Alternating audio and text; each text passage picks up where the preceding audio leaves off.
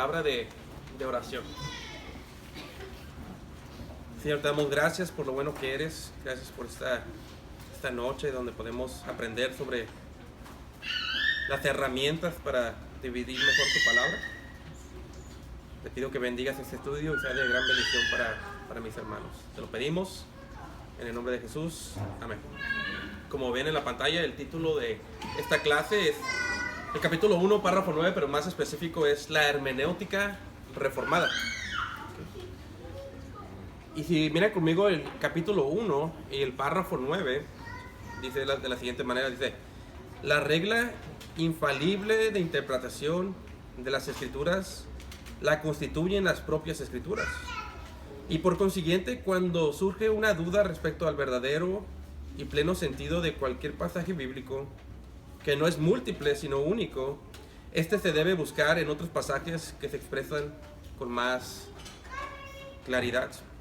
Este párrafo de la confesión nos habla de algunos principios de interpretación de la Biblia que salieron de la Reforma. Es decir, este párrafo nos habla de lo que conocemos como la hermenéutica. Ahora, ¿qué es la hermenéutica? Y ahí pueden ver la definición. La hermenéutica bíblica es la ciencia de la interpretación de la Biblia. No es más, la hermenéutica bíblica es la ciencia de interpretación de la Biblia.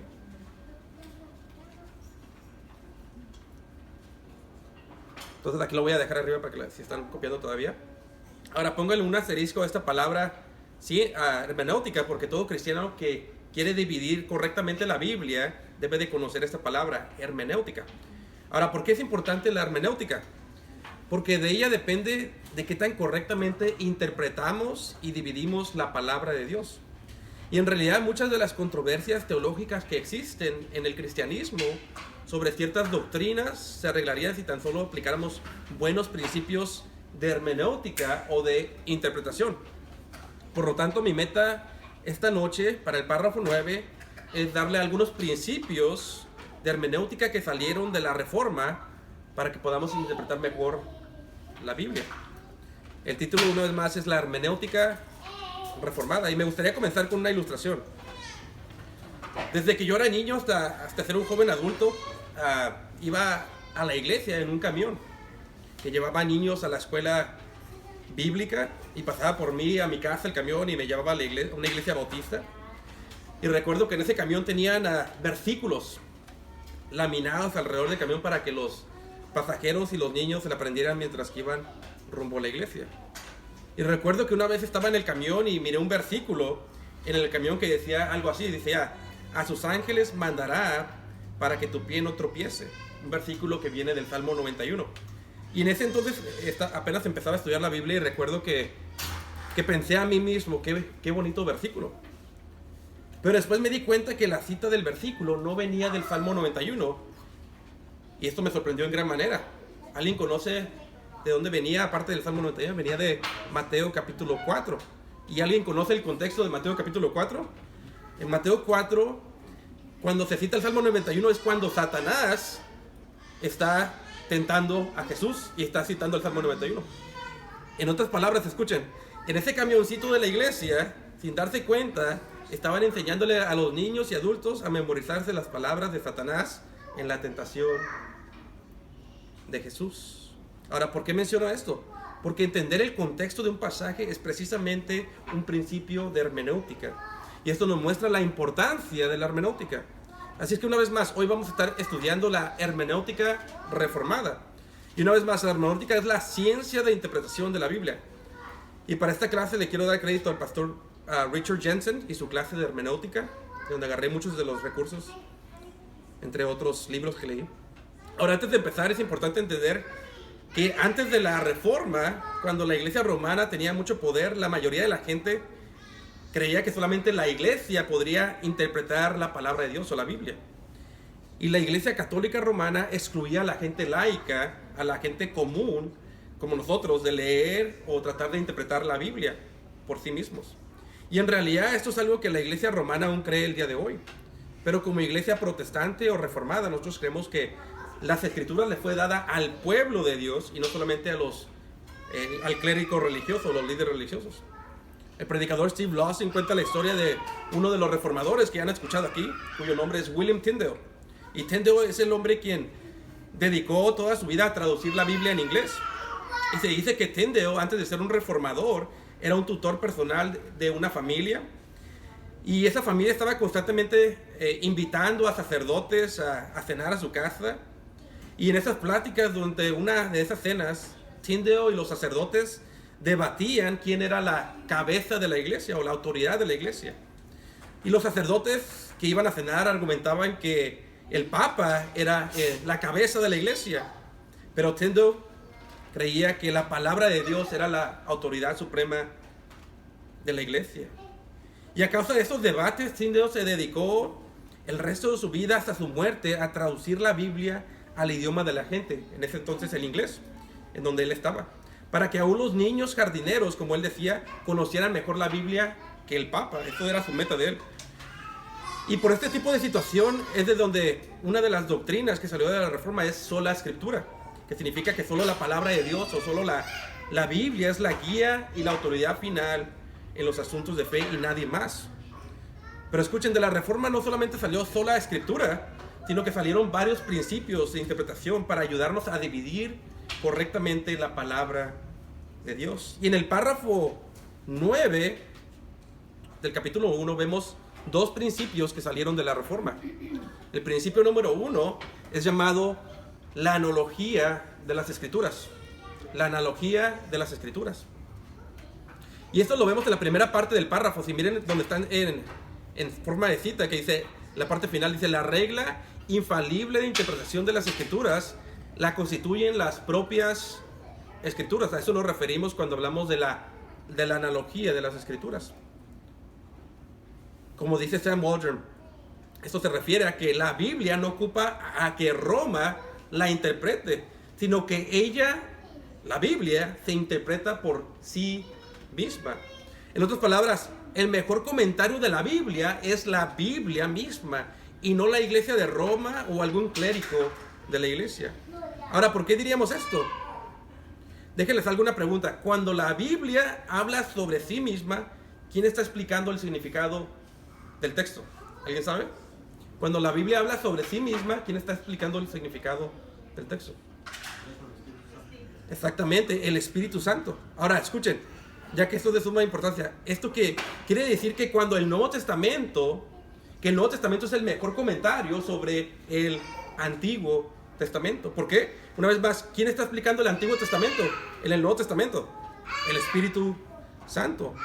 Por lo tanto, nuestros hermanos reformados del pasado entendían la Biblia de la siguiente manera. Escuchen, ellos entendían que en el Antiguo Testamento encontramos las promesas de la Biblia, las promesas de Dios, y en el Nuevo Testamento encontramos el cumplimiento de estas promesas. Dicho de otra manera, en el Antiguo Testamento tenemos la sombra y en el Nuevo Testamento tenemos la luz o el cumplimiento de esas sombras, porque el Espíritu Santo nos muestra en cómo se cumplan todas estas cosas en Jesús. Ahora, un ejemplo de esto. Si estamos en el Antiguo Testamento leyendo sobre los sacrificios de Levítico, puede que no entendamos todo lo que significa sobre la salvación y qué tiene que ver con nosotros. Incluso podríamos llegar a una conclusión equivocada si solamente leemos el Antiguo Testamento sobre la salvación o sobre el significado de los sacrificios. Pero cuando vamos al Nuevo Testamento, al libro de Hebreos, el Espíritu Santo nos explica que estos sacrificios no son salvíficos en sí mismos, sino que apuntan al sacrificio mayor, final de Cristo. ¿Ven cómo la Escritura interpreta la Escritura? ¿Ven cómo el Espíritu Santo es el mejor comentarista de la Biblia? Ahora, recuerden eso porque es de suma importancia, ¿ok? Así que el primer principio es la analogía de las Escrituras. Déjenles algunas preguntas para la clase. La primera es bastante básica. ¿Cuál es el mejor comentario del Antiguo Testamento? El Nuevo Testamento. Ahora, cuando lees una explicación del Antiguo Testamento, en el Nuevo Testamento, ¿quién lo está explicando? El Espíritu Santo, ¿verdad? ¿Y alguien sabe cuál es otra manera de explicar la relación entre el Antiguo Testamento y el Nuevo Testamento? La mencioné ahorita. Como sombras y el cumplimiento, ¿verdad? La luz mayor. Ok, con esto en mente vayamos al principio número 2. El principio número 2 es la analogía de la fe. Ya leímos la primera parte que dice: la regla infalible de interpretación de las escrituras la constituyen las propias escrituras. Pero la siguiente parte es cuando dice: y por consiguiente, cuando surge una duda respecto al verdadero y pleno sentido de cualquier pasaje bíblico, que no es múltiple, sino único, este se debe buscar en otros pasajes que expresen con más claridad. Este es el principio número 2, la analogía de la fe.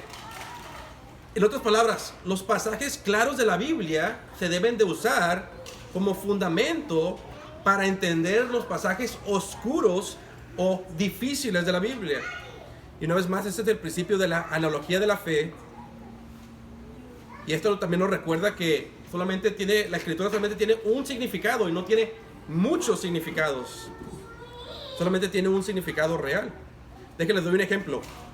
Un ejemplo de la analogía de la fe y cómo los pasajes claros deben de interpretar a los oscuros, lo vemos en la aparente contradicción que hay entre Pablo y Santiago sobre el tema de la salvación. Por ejemplo, sabemos que Pablo escribió que la salvación es solamente por la fe y no por obras. Pero después llegamos al libro de Santiago, donde se nos dice que la fe sin obras está muerta. Entonces, ¿cómo utilizaríamos este principio de la analogía de la fe? ¿Acaso se están contradiciendo Pablo y Santiago en el tema de la salvación? Ahora, alguien, según usando el principio de la analogía de la fe, ¿cómo creen que se debería usar para arreglar este asunto entre Pablo y Santiago? ¿Alguien sabe? Entender el contexto es otro principio de hermenéutica, pero en este caso, usando la analogía de la fe, ¿cuál sería la forma adecuada ese es uno, pero no es este? Hermano. Esa es una muy buena manera, viendo todos los versículos que tienen que ver con eso. Entonces, el principio de la analogía de la fe nos dice que agarramos todos los pasajes, ¿verdad? Y usualmente lo que dice este principio es que la mayoría de los pasajes son claros cuando hablan de la fe o de la salvación. Y nos dicen que, por ejemplo, toda una carta a los romanos nos dice que la salvación es por fe solamente. Lees todo el libro de Juan, lees Gálatas, son muchos versículos, son muchos libros. Y todo este grupo de pasajes claros es la base para después ir a los pasajes difíciles como Santiago y tratar de ver qué significa que la salvación, la relación entre la salvación y las obras. ¿Ok? Así es como aplicamos agarramos todos los versículos claros y después vamos a los oscuros. No vamos a los oscuros primero para tratar de interpretar los claros. Y la zona es fácil este principio, pero en realidad van a ver cómo se conecta todo. Entonces, una vez más, cuando hacemos esto y agarramos los pasajes claros de las Escrituras, formamos nuestra doctrina que la salvación es solamente por la fe. Es muy claro en la Biblia. Y después vamos a los pasajes oscuros como Santiago, los pocos pasajes y difíciles, y nos damos cuenta que Santiago simplemente está diciendo que por las obras se comprueba tu fe, no que eres salvo por las obras, sino que se demuestra si verdaderamente eres salvo. Es el fruto de la salvación, no la forma de ser salvo. Ahora, pregunta para la clase. Basado en este principio, ¿deberíamos de sacar una doctrina sobre el milenio usando pasajes difíciles y oscuros como Apocalipsis 20? No. ¿Ven qué tan sencillo es, pero cómo no lo aplicamos consistentemente hablando de la escatología o el fin de los tiempos? Otra pregunta para la clase. ¿Deberíamos sacar nuestra doctrina principalmente del libro de Hechos o de un libro como la Carta a los Romanos? ¿Alguien sabe?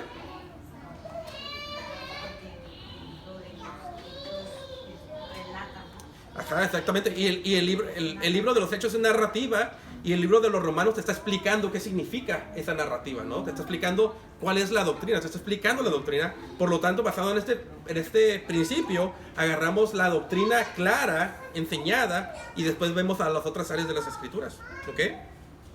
Ahora, estos son los dos principios, la analogía de las Escrituras y la analogía de la fe, que salieron de la Reforma, pero hay más principios. Pero en nuestro párrafo solamente hablan de estos dos, pero creía adecuado darles varios más que vienen de la hermenéutica reformada. Principio número 3, la interpretación literal.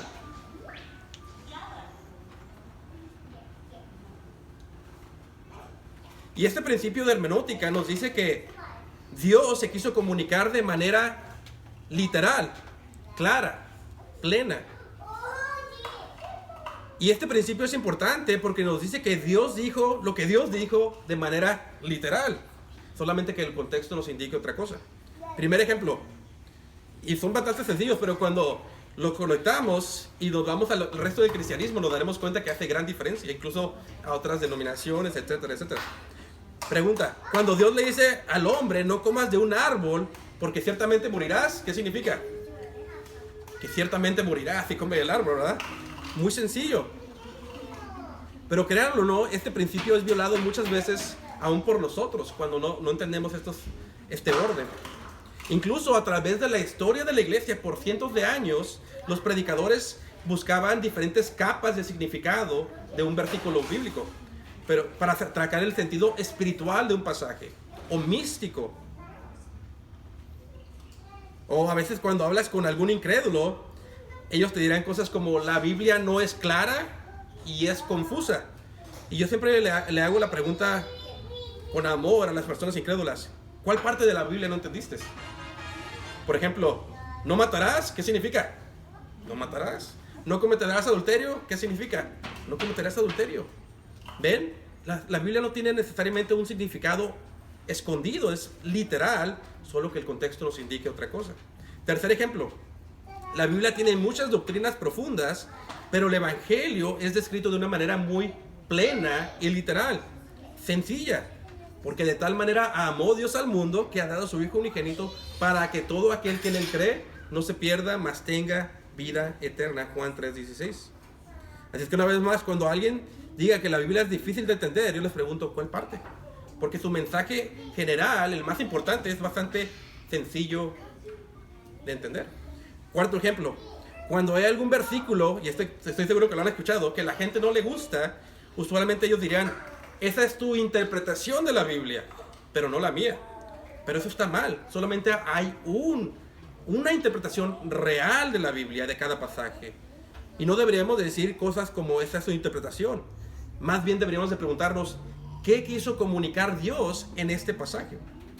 Porque si decimos: esta es su interpretación, estamos diciendo que Dios no se sabe comunicar de una manera clara. Ahora, quinto ejemplo, yo he visto debates sobre algunas personas que creen que el homosexualismo es permitido en la iglesia local. Y ellos argumentan que cuando la Biblia dice que los homosexuales no heredarán el reino de Dios, que esto no significa lo que el texto dice. Pero ¿qué nos dice este principio? Que lo que Dios dijo, eso significa. Ahora, quiero hacer algunas aclaraciones sobre lo que este principio literal significa en aplicación, pero lo voy a hacer un poquito en el siguiente principio que vemos. Pero algunas preguntas para la clase. ¿Cuántas interpretaciones tiene un pasaje?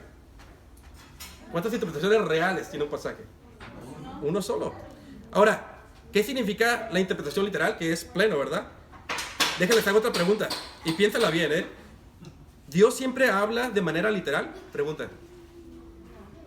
No.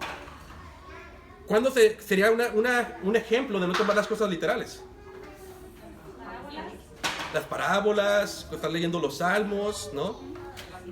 Mantengan eso en mente. Y cuando nos dicen: esta es tu interpretación de un pasaje, ¿qué debemos decir? Solamente existe una verdadera interpretación, lo que Dios quiso comunicar. Ok, vayamos al siguiente principio. Principio número 4. El género. Principio número 4 de hermenéutica, el género. El principio del género nos ayuda a identificar qué tipo de literatura estamos leyendo en un libro o en un pasaje de la Biblia. Y algunas preguntas que podemos hacernos antes de empezar un libro de la Biblia es: ¿qué género estoy leyendo? ¿Es historia? ¿Es profecía? ¿Es poesía? ¿Es apocalíptico? ¿Es enseñanza didáctica o enseñanza directa a la iglesia? Y aquí es donde muchos cometen los errores de hermenéutica. Por ejemplo, cuando hablamos de que la Biblia es literal, primero tenemos que identificar de qué género estamos hablando, ¿verdad? Va a depender mucho de esto. Déjenles doy un ejemplo de una controversia real en el mundo cristiano. Hay muchos cristianos que dicen que el libro de Génesis no es literal. Y ellos dicen que cuando Génesis habla de 6 días, que es solamente poético, porque en 2 de Pedro nos dice que un día es como 1000 años para el Señor. Ellos dicen que por lo tanto cada día de Génesis en realidad son largos tiempos. Y estoy hablando de hermanos que aman al Señor, que creen esto. Hermanos con doctorado. Entonces, basado en este principio del género, ¿cómo podríamos interpretar correctamente lo que significa Génesis? Si es literal o no. ¿Alguien sabe? ¿No? ¿Nadie? ¿Por aquí? ¿Por allá? ¿Acá? Cuando vemos la palabra día, ¿no? Que vemos en el hebreo, bueno, en el hebreo original, que es, no recuerdo cuál es la palabra, pero es un periodo de 24 horas. Y esa misma palabra se usa en diferentes partes del Antiguo Testamento. Sí. Y podemos ver que solamente se aplica para 24 horas. Entonces podemos ver cómo a partir de todos esos formas en las que se usó esa palabra, podemos ponerlo en Génesis y podemos ver que es literal, que es un periodo de 24 Ok, muy bien, mi hermano se me adelantó un poquito, pero básicamente sí, o sea, puedes ver la palabra. ¿Alguien quiere elaborar un poquito más? Falta, me dio la mitad, pero falta otra mitad. En el mismo texto habla, ¿no?, de que cuando hizo las lumbreras, por la noche, para el día, y dice que era un día, ¿no? Okay. Y vio a Dios que, bueno, todo lo que había hecho era bueno. Entonces, otro día, y lo está narrando, ¿no? Ok, entonces, basado en este principio, lo que hacemos es que vemos lo que todo el libro quiso enseñar, no nomás un pasaje, sino principalmente lo que enseña todo el libro, no solamente el contexto inmediato. Entonces, cuando vemos Génesis, ¿con cuál propósito fue escrito Génesis? Fue escrito con el propósito de enseñarnos la historia del pueblo de Dios. Por lo tanto, sabemos que es histórico, ¿verdad? Es narrativa histórica. Entonces, vemos el género es narrativa histórica. Y cuando lo comparamos con 2 de Pedro, porque tenemos que entender que también Dios habló en 2 de Pedro, y dice que un día es como 1000 años, ahí es donde aplica lo que dice mi hermano, que veamos la palabra. Vemos la palabra como 1000 años, no dice son 1000 años para el Señor, es como 1000 años, que es una figura de hablar llamada símil, ¿verdad? Pero el género es narrativo histórico. Y como dice mi hermano, la palabra a través de Génesis es un día, un día, un día. Y cuando miras todo Génesis, te das cuenta que es toda una historia, ¿verdad? El género es narrativa histórica. Entonces, cuando Dios nos quiere comunicar lo que pasó, nos está comunicando la historia. Y es importante que lo tomemos de manera literal, porque si dudamos de la caída que está en Génesis, y esa no es literal, entonces ¿cómo podemos confiar que el segundo Adán, si el primer Adán no es literal, porque muchos dicen que evolucionó, ¿verdad? Entonces, ¿cómo podemos entender que el segundo Adán, Cristo, es literal? Y que la salvación es literal, ¿ven? Ponemos en juego el evangelio. Entonces tenemos que ver el género.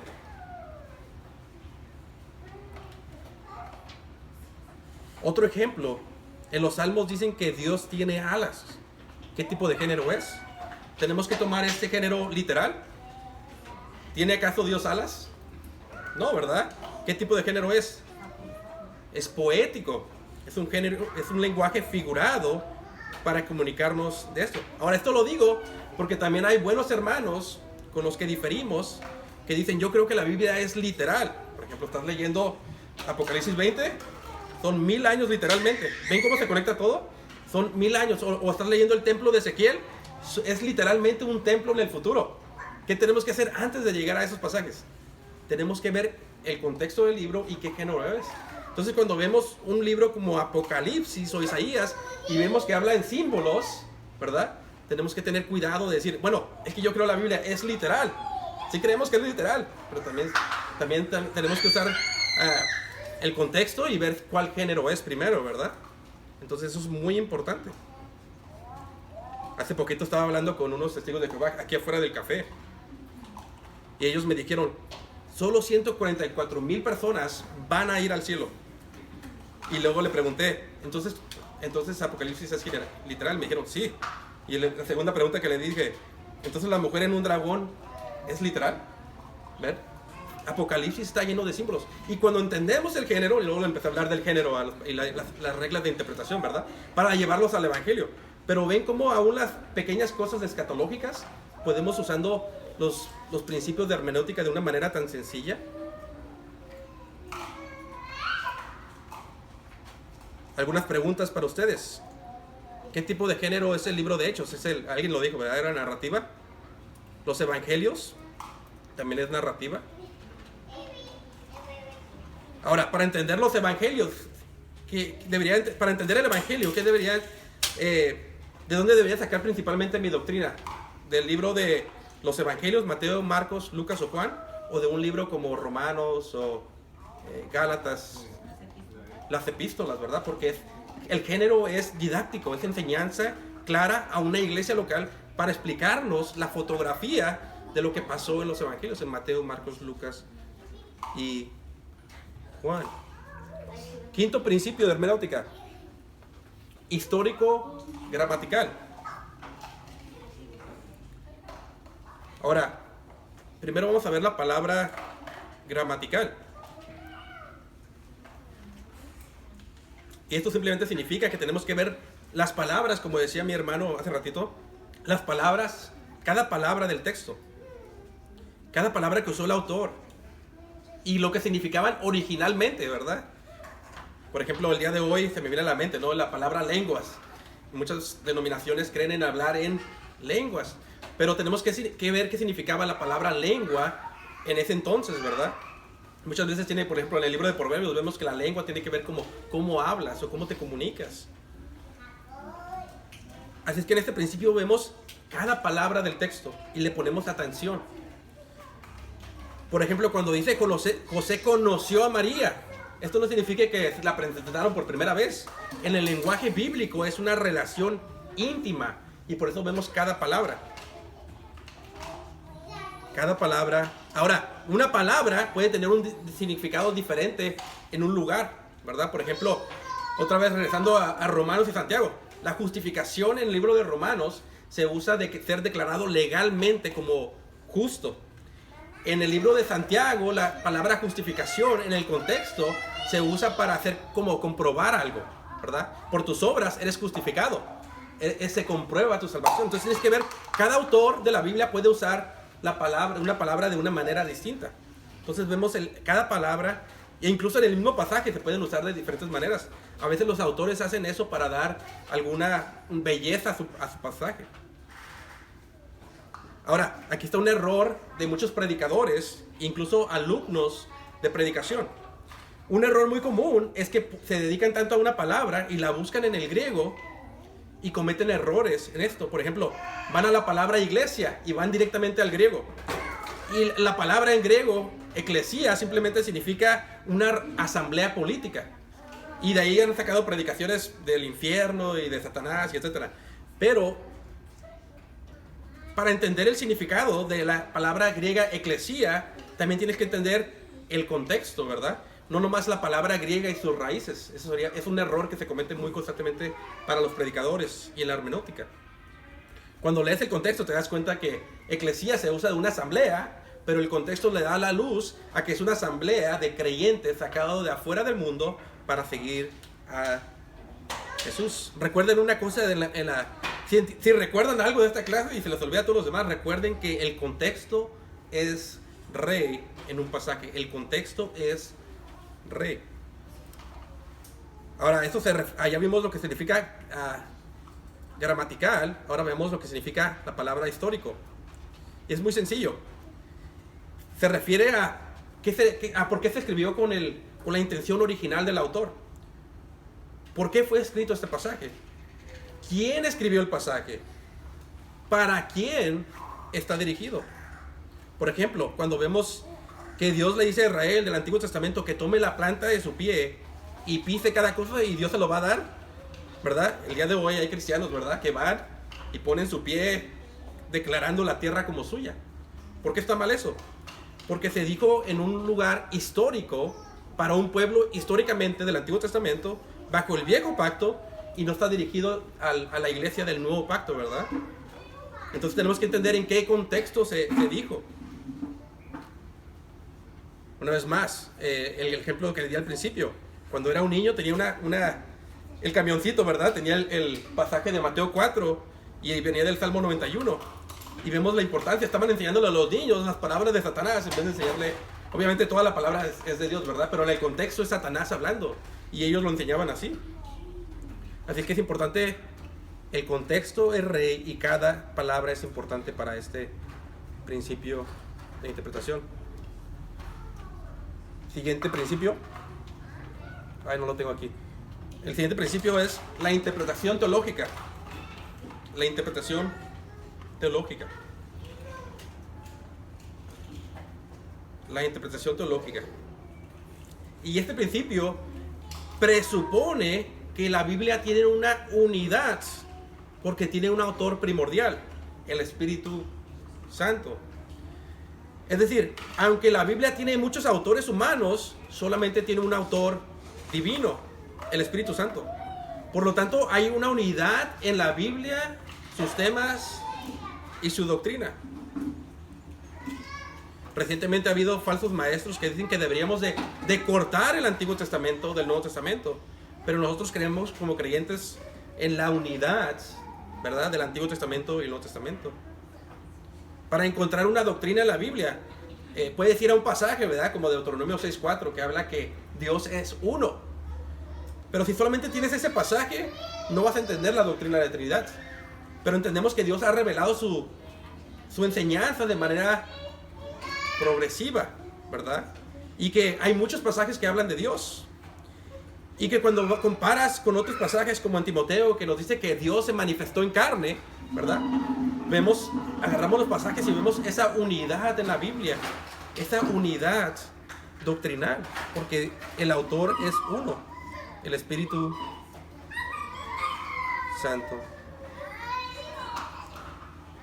Y es importante entender que la Biblia en su unidad se centra en un mensaje principal, en Jesús, el Evangelio, la obra de Jesús y la gloria de Dios.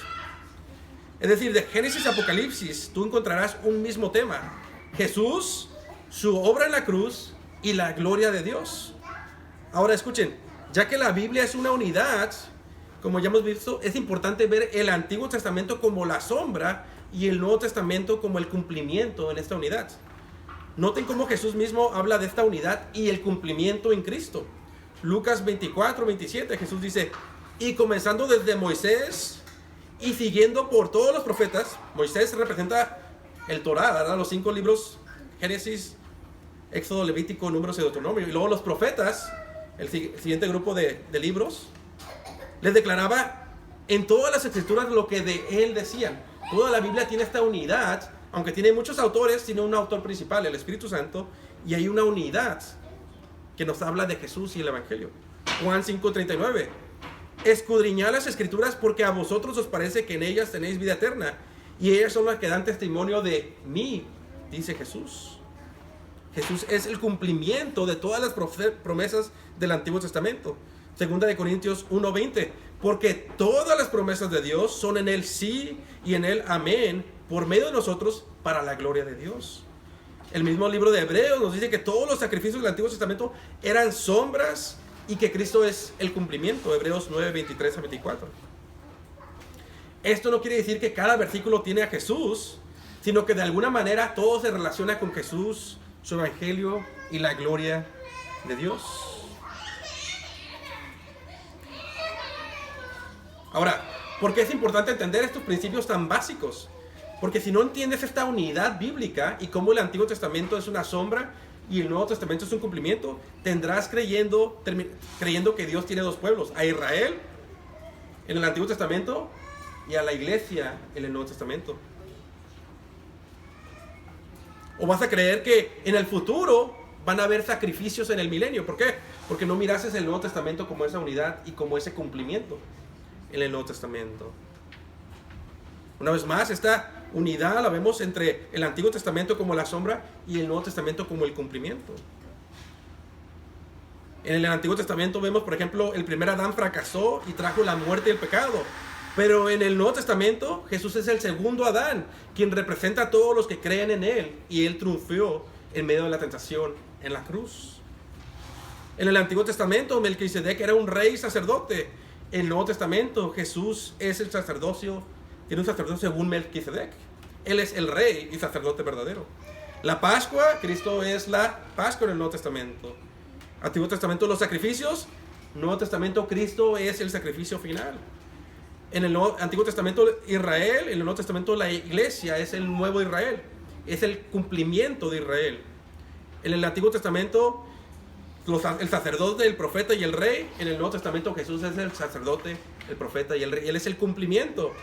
Jonás estuvo en la ballena 3 días y 3 noches. Cristo fue sepultado por 3 días y 3 noches. En el Antiguo Testamento la destrucción de Babilonia la vemos. Y esto en el libro de Apocalipsis es simbolismo de la destrucción de los enemigos espirituales de Cristo y de la iglesia. Si no entiendes la unidad en este principio teológico de la hermenéutica, vas a terminar leyendo periódicos para ver cuándo se va a cumplir lo de Génesis o lo de Ezequiel o lo que está pasando ahorita en Israel con la guerra. Ven, cuando entendemos la unidad de la Biblia entre el Antiguo Testamento y el Nuevo Testamento, en este principio nos protege de creer que vamos a ver cosas como sacrificios literales en un milenio, ya que en el Nuevo Testamento ya se cumplió. Los principios de interpretación de la Reforma nos ayudan a dividir con mayor precisión la palabra de Dios. La regla infalible de interpretación de las Escrituras la constituyen las propias Escrituras. O sea, la Biblia es el mejor comentario de la Biblia. Y por consiguiente, cuando surge una duda respecto al verdadero y pleno sentido de cualquier pasaje, que no es múltiple sino único, este se debe buscar en otros pasajes que lo expresen con más claridad. Agarramos los pasajes claros de la Biblia y así interpretamos después los pasajes oscuros.